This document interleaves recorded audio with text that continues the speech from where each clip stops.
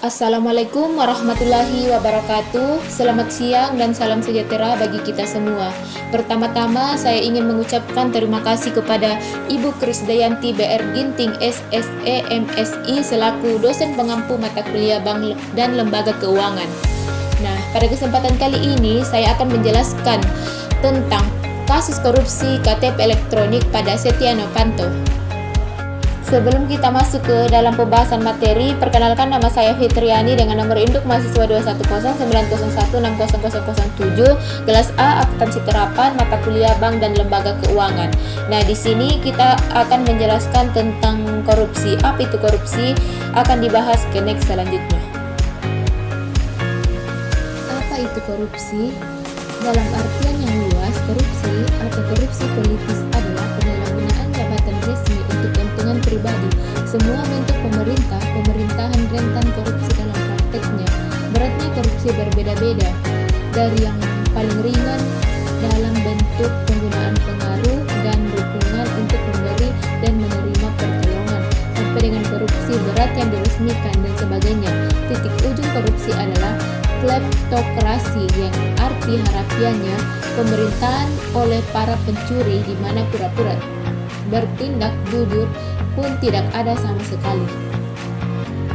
Kronologi awal terjadinya kasus korupsi KTP elektronik pada Setia Novanto. Nah, mantan Ketua DPRD ini, Setia Novanto, melalui perjalanan panjang pada tahun 2017 hingga akhirnya disidang sebagai terdakwa kasus dugaan korupsi proyek KTP elektronik.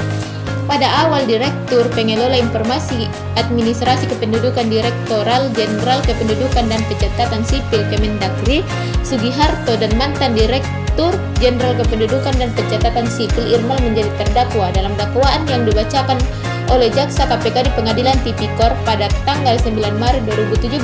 Setia Novanto disebut memiliki peran dalam mengatur besarnya anggaran KTP elektronik yang mencapai nilai yang cukup besar, yaitu sebesar 5,9 triliun, dan pada akhirnya Setia Novanto menjalankan sidang perdananya sebagai terdakwa dalam kasus korupsi KTP elektronik pada 13 Desember 2017. Dampak negatif dari kasus terjadinya korupsi KTP elektronik yang melibatkan Setia Novanto memiliki berbagai dampak negatif yang sangat signifikan baik terhadap pemerintah maupun masyarakat Indonesia. Nah, berikut ada beberapa dampak dari kasus tersebut. Yang pertama, kerugian keuangan negara. Yang kedua, menurunnya kepercayaan publik. Yang ketiga, gangguan pada program KTP elektronik. Yang keempat, dampak sosial dan ekonomi. Yang kelima, memperburuk citra internasional. Yang keenam, menghambat reformasi birokrasi. Yang ketujuh, merusak moral dan etika pejabat publik. Yang kedelapan, menguras sumber daya hukum. Adapun cara pencegahan dan strategi pemberantasan korupsi, menurut Bahrudin Lopa, mencegah korupsi tidaklah begitu sulit kalau bisa secara adat untuk menempatkan kepentingan umum, kepentingan rakyat banyak di atas kepentingan pribadi atau golongan. Ini perlu kita tekankan bahwa betapa sempurnanya peraturan kalau ada niat untuk melakukan korupsi, tetap ada di hati para pihak yang ingin korup. Korupsi tetap akan terjadi karena faktor mental yang menentukan. Dalam melakukan analisis atas perbuatan korupsi dapat didasarkan pada 3 pendekatan berdasarkan alur proses korupsi. Yang pertama, pendekatan pada posisi sebelum perbuatan korupsi terjadi. Yang kedua, pendekatan pada posisi perbuatan korupsi terjadi. Yang ketiga, pendekatan pada posisi setelah perbuatan korupsi terjadi. Nah, dari 3 pendekatan ini dapat diklasifikasikan 3 strategi untuk mencegah dan memberantas korupsi yang tepat. Yang pertama, strategi preventif. Strategi ini harus dibuat dan dilaksanakan dengan diarahkan pada hal-hal yang menjadi penyebab timbulnya korupsi ini. Setiap penyebab yang teridentifikasi harus dibuat upaya preventifnya sehingga dapat minimalkan penyebab korupsi. Di samping itu perlu dibuat upaya yang dapat minimalkan peluang untuk melakukan korupsi, dan upaya ini melibatkan banyak pihak dalam pelaksanaannya agar dapat berhasil dan mampu mencegah adanya korupsi. Nah, yang kedua, strategi deduktif.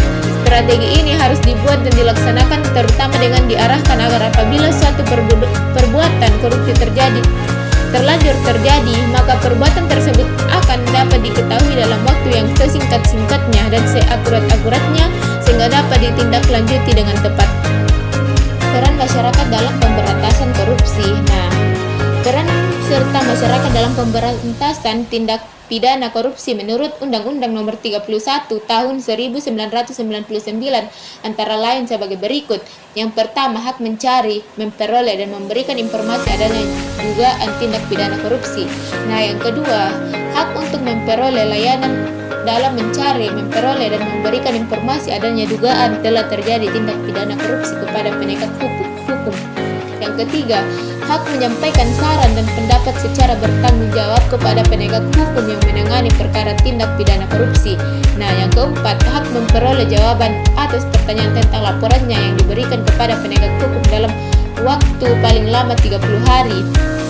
Yang kelima, hak untuk memperoleh perlindungan hukum. Dan yang terakhir, penghargaan dari pemerintah kepada masyarakat apabila ada masyarakat yang mengungkap adanya tindakan pidana korupsi. Itulah tadi pembahasan materi singkat dari saya, kurang lebihnya mohon dimaafkan. Wabillahi taufiq wal hidayah. Wassalamualaikum.